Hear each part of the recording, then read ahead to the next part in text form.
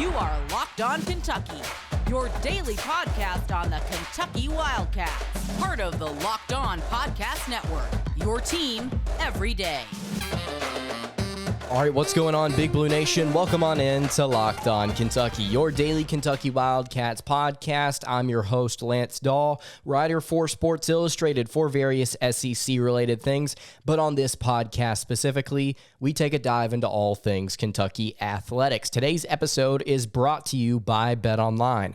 BetOnline has you covered this season with more props, odds, and lines than ever before. That's BetOnline, where the game starts. On today's episode of Locked On Kentucky, we are going to be having a conversation with Matt Upchurch of the Kentucky 15 podcast. Going to be talking to him about a variety of Kentucky topics. We hadn't talked to him before, so I wanted to get his thoughts on Coach John Calipari. And I wanted to also get his thoughts on TyTy Washington entering the NBA draft. And then finally wanted to talk to him about Sahvir Wheeler. A lot of you guys have been giving your opinion on Sahvir Wheeler and whether or not he's a national championship caliber point guard and whether or not he'd be able to get to the Wildcats to the championship game. So we're going to talk to him about that. Really, really good conversation with Matt Upchurch. So let's go ahead and kick it to that interview. We are now excited to be joined by a very special guest, Matt Upchurch. Matt, it's I've not had you on the show before, and I wanted to, before we kind of get into the weeds a little bit, just kind of tell everybody what you're about and what you've done before in the Kentucky sphere. Okay, yeah. Well, first off, thanks for having me, Lance. Appreciate it. Let's see. I have been a high school basketball coach for 12 years. As far as Kentucky basketball, Kentucky football goes, I've written for A Sea of Blue, currently do some writing for them. I've written for Wildcat Blue Nation, briefly for Cats Coverage. And then kind of lastly, I host a podcast called the Kentucky 15. Each episode is just 15 minutes or less and quick, easy listens. Absolutely. Well, Matt, let's go ahead and get into it. The first topic of conversation today, I kind of wanted to get your thoughts on the John Calipari situation with Kentucky. Obviously, after the St. Peter's loss, some fans were really discouraged by just the state of the program and not being able to actually make a run in the NCAA tournament after having the National Player of the Year and him winning like a million accolades. But I wanted to get your thoughts on just where do you stand on Calipari as a coach? There are a lot of people on message boards that seem to be really upset, and a lot of people are calling for his job. I don't know if I'm willing to commit to that yet, but what are your thoughts on him? Well, I'll be clear. I'm not calling for his job, and I'll also be clear, I'm not a sunshine pumper, right? I'm not going to be pro Cal no matter what. So probably somewhere there in the middle. But I think it's if you try to step away from just that last game of the year, and obviously missing the tournament the year before that. You know, I know everybody wants to rush into the "what have you done for me lately" argument, and that's exactly why you've got a lot of mad fans, upset fans. But I want to say, I actually kind of went back and read about this, but I want to say each year before Jay Wright won the national title, he was an early bounce the year before. First round or second round was bounced. I think he missed the tournament his first 3 years, right? So if Villanova was going to rush into that, by the same standards as Kentucky, Jay Wright doesn't win 2 titles there. So I get it. 12 years now, only 1 title, but you add in the Final Fours, add in the Elite Eights. I think he should be criticized for this season and be criticized for last season. I think you can get into the whole, why didn't you call a timeout down the stretch? And why didn't you have, some kind of 2-3 zone, execution ready to go? I really do think he deserves criticism for that. But as far as showing him the door or even making him feel, this is kind of what I'm worried about, but if the Lakers are going to come calling, even making him feel unwanted, I think he was pretty close. And Lance, you might know better than me, but I think he was pretty close in 2014 to taking that Cleveland Cavaliers job. And if both Harrisons don't return, I think he was leaving. I think he was going to go to Cleveland. So no, I want him as my coach, but I also agree with criticism that comes his way. And that's kind of the perspective that I've had on the show is I've done 2 or 3 podcasts now just talking about Coach Cal. And we had an episode just talking about managing expectations. And that's my position, is that I think you can criticize the X's and O's, right? I think you can criticize some of the decision making, not calling a timeout late against St. Peter's, right? Not switching to zone at any point. And Cal's argument being, well, it better prepares kids for the NBA. And some fans would push back and say, well, this isn't the NBA, this is college. We're trying to win here, right? So but also, we've talked about before on the show, it's like part of the sales pitch to come get get recruits to come play here is that, oh, look, we can get you in the NBA pretty consistently. But also, I understand it's like we're trying to win at Kentucky. We're not trying to win in the NBA. So let's try and work some 2-3 zone in there as well. I can get behind those criticisms. I just, exactly like you said, all the Final Fours, all the different accolades, all the different things that he's accomplished. You also noted that Jay Wright was not the most consistent in the NCAA tournament until he's won his 2 titles in just a stretch of a couple of years. So I agree with you. And I've also said on the show, and this is not like a thing that I came up with. It's just kind of like thinking about, okay, let's say he gets let go, or let's say he takes a job somewhere else. He goes to the Lakers here. He goes to the Cavs in 2014. Like right now, I just don't think there's a coach in college basketball that I would feel comfortable hiring that could elevate the program past to the point that Cal has gotten it.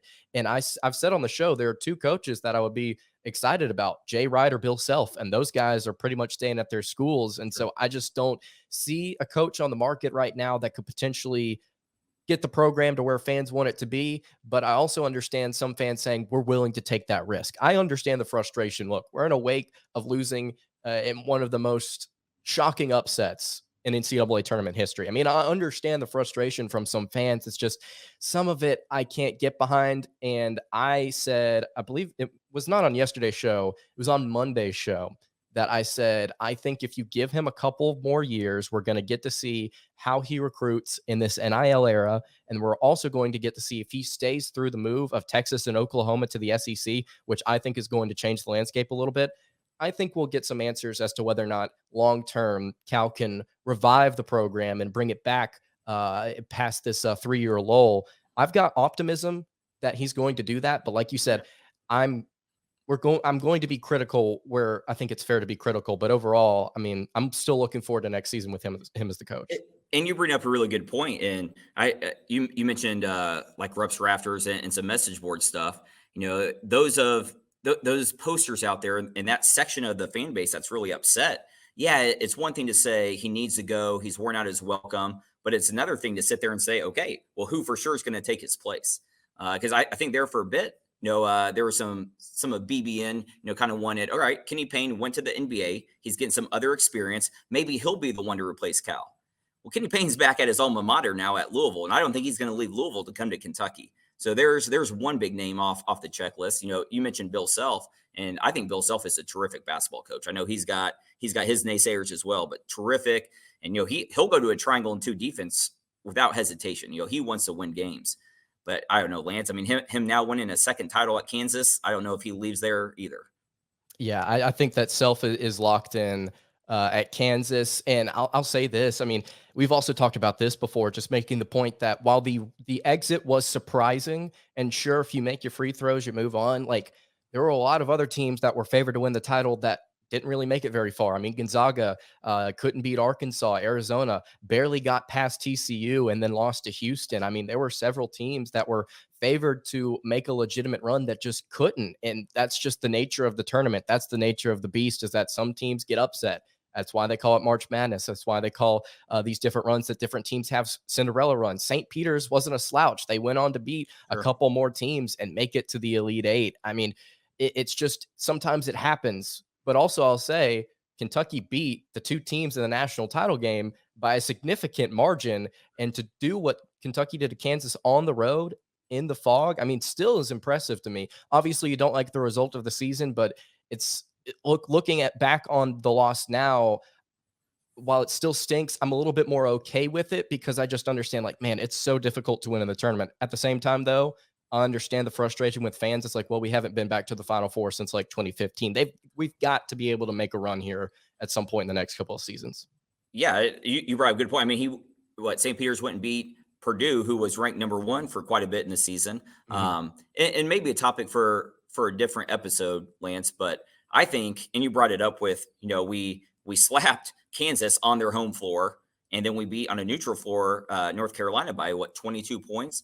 So I think a bigger conversation is probably not just the loss to St. Peter's. That's embarrassing. That's why so much the fan base is upset. But I think it's more what happened since the Kansas game and the North Carolina game to the Kentucky program that didn't happen to the Kansas program and didn't happen to the North Carolina program. So I don't know, that something happened within the Joe Kraft Center or the Kentucky basketball team that we peaked right there at Kansas and North Carolina instead of the tournament. And I think that's a conversation that more of, if you're worried about Cal, that's more important than I think the St. Peter's game.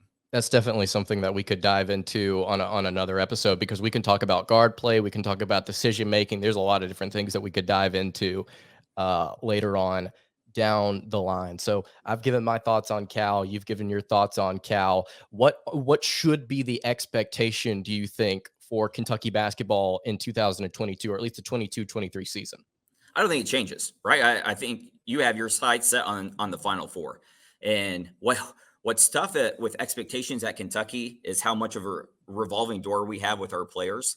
So if you look at, and I can't remember who came out with that way too early top 25, right? But if Oscar comes back and if Shaden comes back and you bring in Case and you bring in Livingston, I mean, that's a Final Four team. That's a team deserving to be ranked, really high. But that's two really, really big question marks in Oscar and Shaden Sharp. But I mean, Coach Cal's got a great staff. I mean, he's the man. He's the face. He's got the big reputation. He has the NBA connections. But he has a really good staff too, full of good recruiters. So should Oscar leave? Should Shaden Sharp leave? I mean, that's a big transfer portal out there, right? Hundreds of names. And so I've got a lot of confidence that you're right back into the Final Four conversation for 2022, 2023. And man, if Sharp or Sheboy come back, I mean, some fans have complained about it's like, well, you're trying to do some patchwork with all these transfers. You're not getting all these really talented recruits. You look at up and down that starting five. I mean, that's a lot of 5 stars there. And then a National Player of the Year potentially coming back. So it would really excite me. And I agree with you. I think that should be the expectation, is to continue to elevate after that 9-16 season just a couple of years ago. Yep.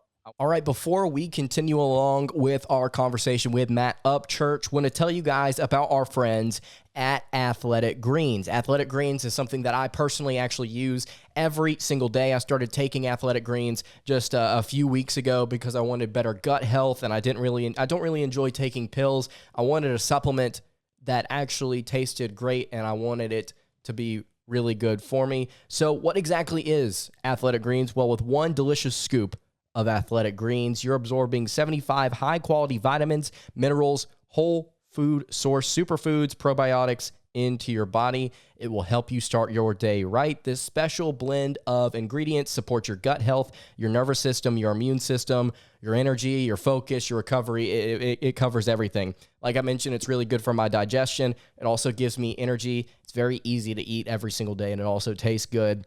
It's also pretty cost. Should we cut it? No, we're going to keep going. All right, before we continue our conversation with Matt Upchurch, I want to tell you guys about our friends at Athletic Greens. Athletic Greens is very, very good for you. It also tastes great. Instead of taking pills, it's actually a supplement that you would personally enjoy eating. I take it every single day for my gut health. It's really, really good for my digestion. It also gives me energy. It's very, very easy to eat. It's also pretty cheap. It costs you less than $3 a day. You're investing in your health, and it's cheaper than your cold brew habit. With one delicious scoop of Athletic Greens, you're absorbing 75 high-quality vitamins, minerals, whole food source superfoods, and probiotics. This special blend of ingredients supports your gut health, your nervous system, your immune system, your energy, recovery, focus. It covers everything. Keeps you healthy. And to make it easy, Athletic Greens is going to give you a free 1-year supply of immune-supporting vitamin D and 5 free travel packs with your first purchase. All you have to do is visit athleticgreens.com/college. Again, that is athleticgreens.com/college to take ownership over your health and pick up the ultimate daily nutritional insurance. I want to move to another topic here. TyTy Washington declaring for the NBA draft, announced it on social media that he would be leaving the program. We saw just a couple of weeks ago, I believe, something similar was put out, but then his dad said, no, he's not leaving the program, even though everybody expected him to. I've talked on this podcast as if he was leaving. Some people that have listened have not taken too kindly to that, but the final verdict here is he's going to be leaving for the NBA draft. TyTy was statistically performing really, really well before his injury against Auburn. Right. And after that, it was just kind of a steady decline, and he couldn't stay healthy. And I understand Cal's willingness to play him. I understand TyTy was technically able to play. It's just he was not his normal self after that point. If you're, and I know neither of us are, but if you're an NBA scout or if you're an NBA team, how would you approach TyTy Washington, and where do you think he's going to end up going? I mean, that's a good question. And I think, a lot of Kentucky fans can tell you all season long, right? They hear Coach Cal talk about it, but all season long, there's NBA scouts in their practices, right? So they're not just waiting for the games, but they're actually in there in the practices. And they're probably learning a lot more than they just learn at that combine, which I think is just a recruiting tool, right? When SEC Network televises that practice. If you believe in the college season, then I'll say he drops outside of the lottery. He's probably dancing around maybe that 15 number, 15 to 20. But again, there's a lot of team workouts that are going to happen. There's an NBA combine. Should he choose to do the 5-on-5 and stuff like that, there's a lot to learn out there. TyTy, I mean, he reclassed. I mean, he's a young kid, right? And I think you can look at players like Devin Booker, who have done far more in the NBA than they did at Kentucky. And I know Quickly had a great sophomore season, but what Quickly is doing in the NBA right now, nobody saw that his freshman year, right? So you can't just measure players based on what they did in Lexington, what they did under Coach Cal, because the NBA is just a different beast, right? So I think he's going to do well in the NBA. I do. I think there's a lot of people out there who are probably saying he's leaving too early. He needs to get stronger. He needs to prove himself at the college level. Okay, I get it. But starting this summer, or starting, I guess, pretty much now, he's going to have a lot more time to work out. He's going to have a lot more time with a personal trainer, with a weight room, working with NBA scouts. So then he gets drafted. Then what's he doing? From 9 to 5, right? He's committed himself. There's no going to class or anything. And that's why you see such a leap, such a jump in improvement.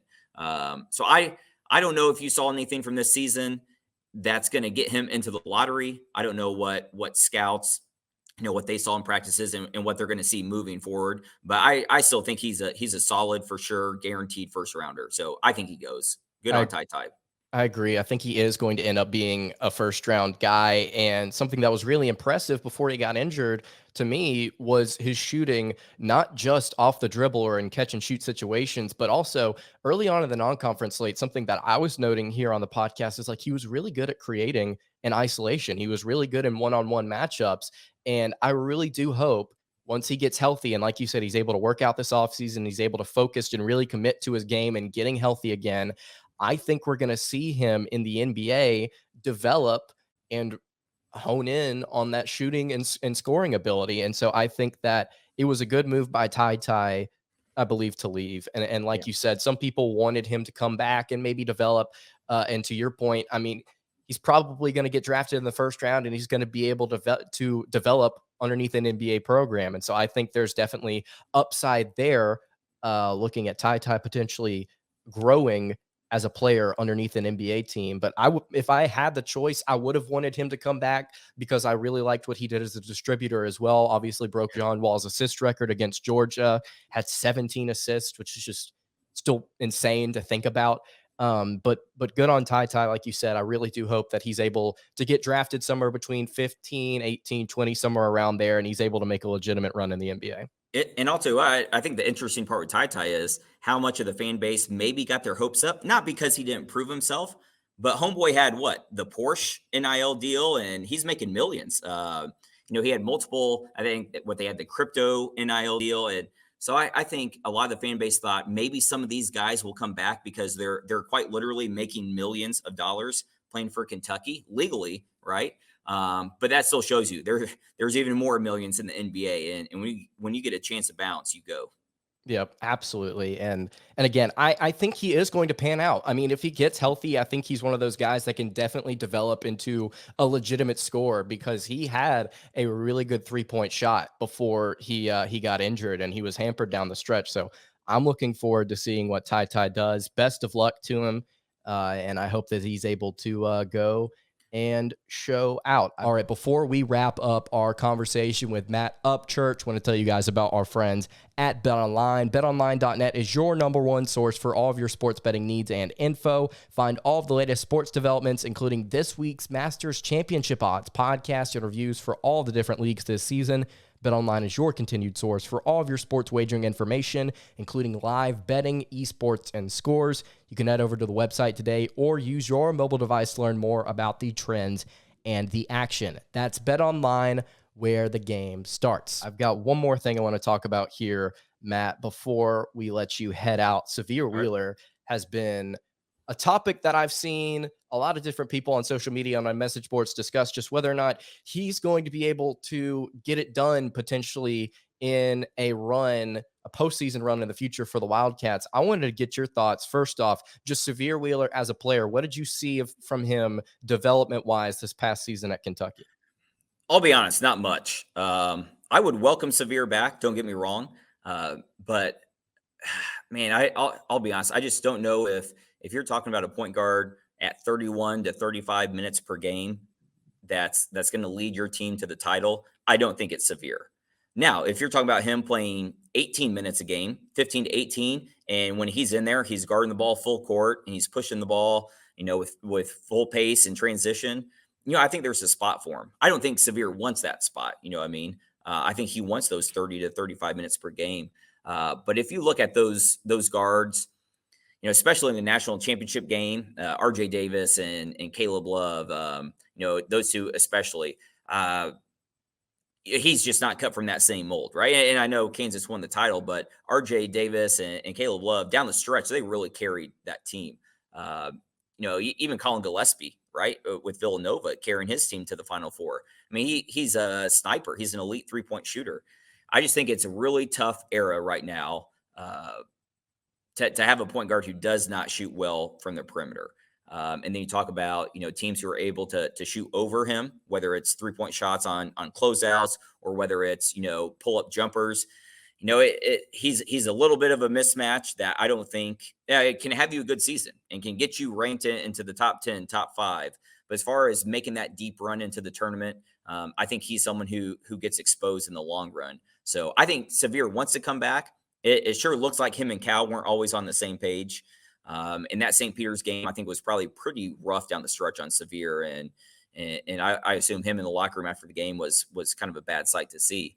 But I think he wants to come back. All indication is he's making some good money here at Kentucky. And he was responsible. One of the reason being responsible for such a good season. But if Cal is trying to draft a championship roster, I don't see him as a starting point guard.